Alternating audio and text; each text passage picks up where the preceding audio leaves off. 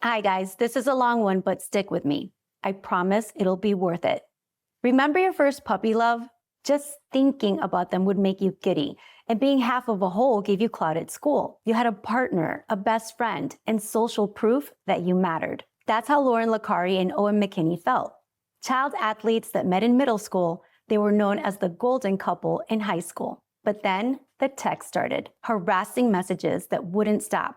10, 20, 30 a day. At first, the messages told Lauryn that she was ugly and that Owen didn't want her, but they soon became aggressive. Their desperate parents went to the police, but the cops in their small town didn't have the resources to investigate cybercrime. The text later insinuated that they were coming from Owen's best friend, a girl named Chloe, which turned Chloe's life inside out. She became the detective's prime suspect and an outcast at school. Keep in mind, these are just kids.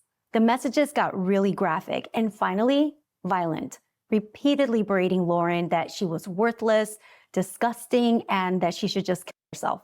Owen and Lauryn eventually broke up over the stress, and the text stopped. But when Owen started dating a girl in a neighboring town, they started back up again and sent to that girl's parents. After over 2 years of harassment, this was what finally got the FBI involved. After sifting through 700 pages of text messages and metadata, it took them no time to figure it out. And the truth shocked the entire community. The IP address pointed back to Lauryn's own mother. I watched Unknown Number on Netflix, and it dawned on me that there's a vital message in this story for Americans today, one that we can't afford to ignore. Let's get into it.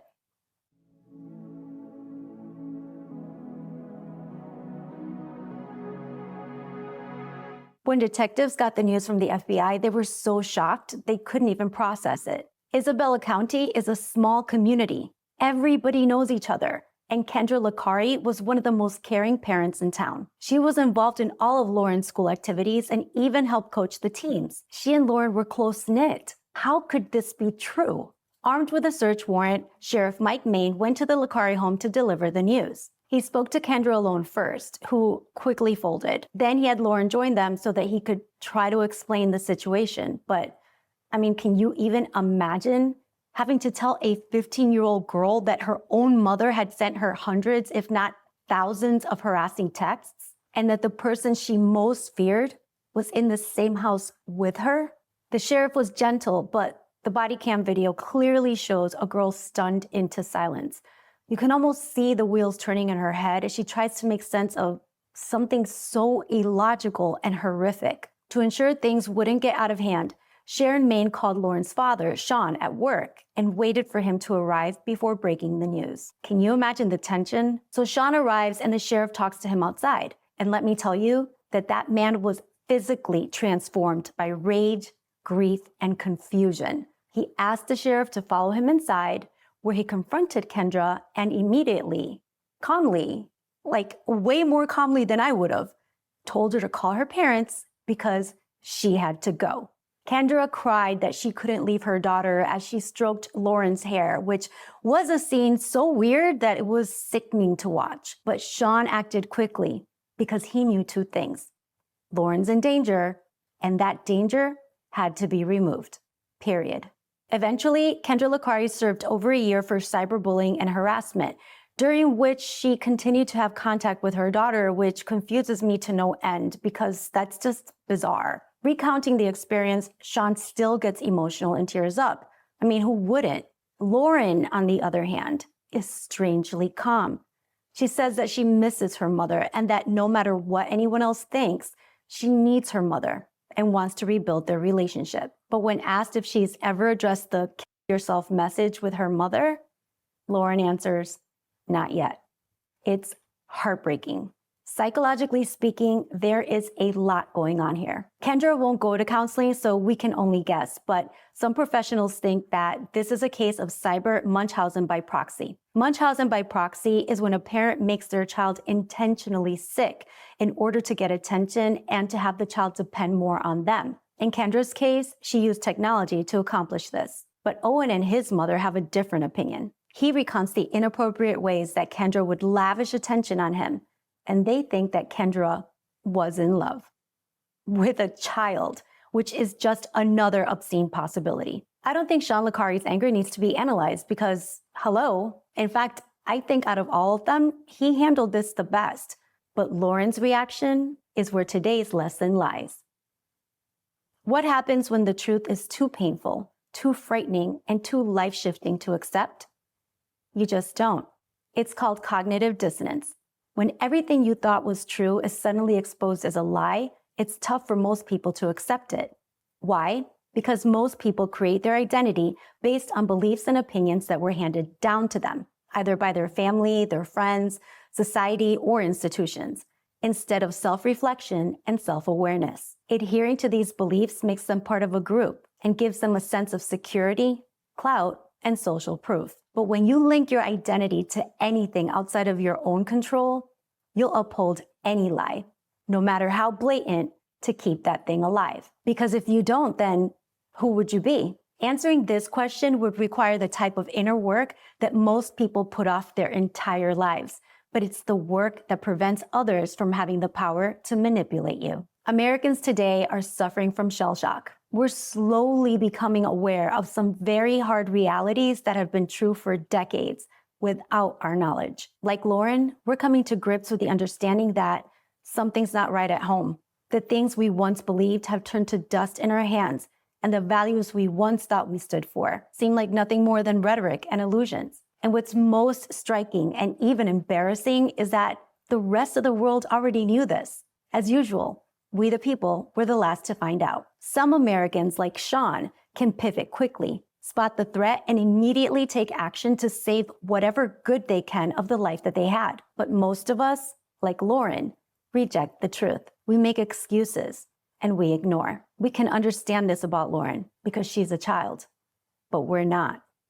The biggest problem with willful blindness is that it makes you weak and vulnerable because you can't defend yourself from a threat that you're unwilling to see. You can't awaken a man who's only pretending to be asleep. And that's true, but I've at least got to try. Is America a sovereign nation? Considering everything that's come to light recently, I think it's a valid question. So let's look at the facts. Benjamin Netanyahu recently compared American conservatives to Nazis, calling them the, quote, woke Reich. Some influencers, okay. He said, talked about the woke right. And he said, I call it the woke Reich. That's a brilliant observation. The woke right, because these people, you know, they're not any different from the woke left. I mean, they're insane. They're lunatic. And what did Trump say in response? He has the gall to say this while announcing his bid to create a version of TikTok in America censored by the Israeli government and where Israeli propaganda will be pushed. We have to fight back. How do we fight back? Our influencers. And secondly, we're going to have to use the tools of battle. You know, the weapons change over time. We have to fight with the weapons that apply to the battlefields in which we're engaged. And the most important ones are social media. And the most important purchase that is going on right now is TikTok. Oh. TikTok, number one. And I hope it goes through because it can be consequential. And the other one, what's the other one that's most important? X. That's it. You know, so we have to talk to Elon. The irony here is stunning. We're the Reich, but you want to censor speech. In our country, the fact that he has the spine to say this out loud proves that he has zero respect for our country or our president. And why would he? He's running the show, and he has Trump right where he wants him. Jared Kushner is Trump's son-in-law and his closest advisor. Jared's father is Charles Kushner, a real estate mogul jailed for illegal campaign contributions, tax evasion, and witness tampering, who also happens to be close friends with, guess who? From September 14th to the 18th of 2025, the largest bipartisan delegation of American elected officials attended a conference in Israel named 50 States, One Israel. Why? I'll tell you why. Because AIPAC is a bipartisan committee that controls U.S. policy through campaign contributions. Don't believe me? Ask Google. In 2024, 96% of AIPAC-backed candidates won their general elections. So no matter who's in office, they're all eating from the same plate. And partisanship is a ruse. Do you see it yet? Fun fact about AIPAC. To this very day, it has never registered as a foreign agent as required by FARA, the Foreign Agents Registration Act of 1938. JFK pushed for this for years, but once he was out of the way, Lyndon B. Johnson repealed Kennedy's efforts. Why? Why are they exempt from following the same rules that apply to everyone else? Laws that protect our interests and create transparency in our government. At the time of this recording, the U.S. government is shut down. That means that federal employees, including our military and police, are working without pay. And yet, funding to Israel continues. So taxpayer dollars won't pay the people essential to our protection, but they can still flow to a foreign nation. This, in a nutshell, is the current state of the Union. Who controls the American Treasury? Stephen Mnuchin, a Zionist. Who negotiates for us on the international stage? Jason Greenblatt, another Zionist. Now, to be clear, Zionism is just a movement centered on the belief that Jews have a right to have a homeland in Israel. At least that's what Google says. And I don't see a problem with that. But when Zionists are in our government, whether they're Jewish or evangelicals, then where do their loyalties really lie? Ask the Secretary of War, Pete Hegseth, an evangelical and a staunch Zionist. He announced last November that, and talk about dual loyalty is dead wrong.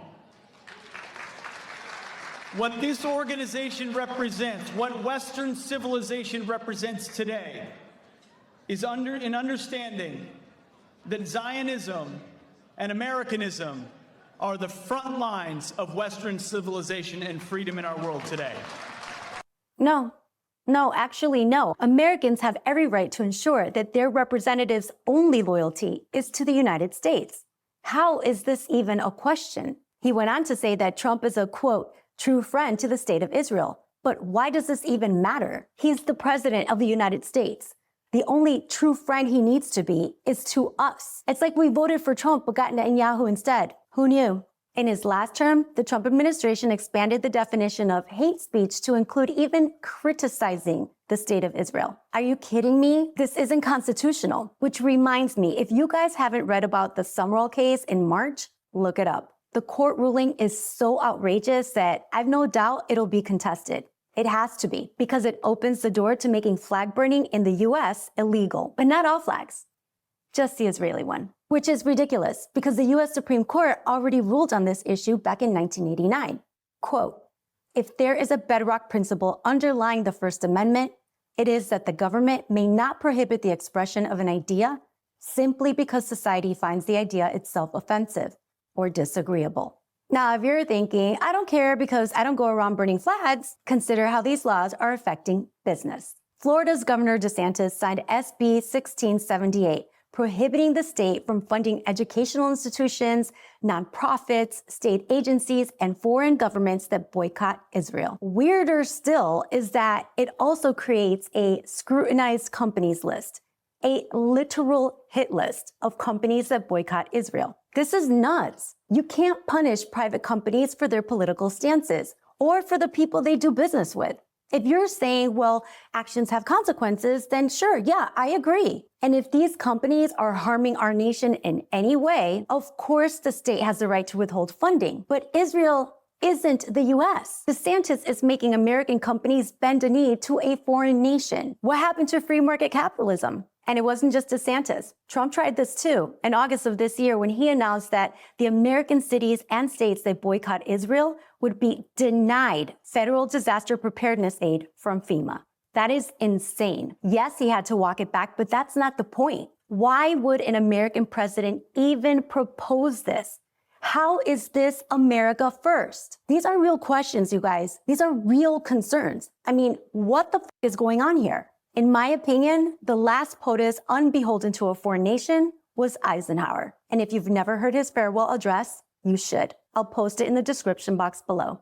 Look, I get it. I know that some Christians, like Hegseth, have been indoctrinated in Zionism. But if you're also an American, you need to seriously question your allegiances. I'm a practicing Catholic, born and raised from a very long line of practicing Catholics. But let me be clear.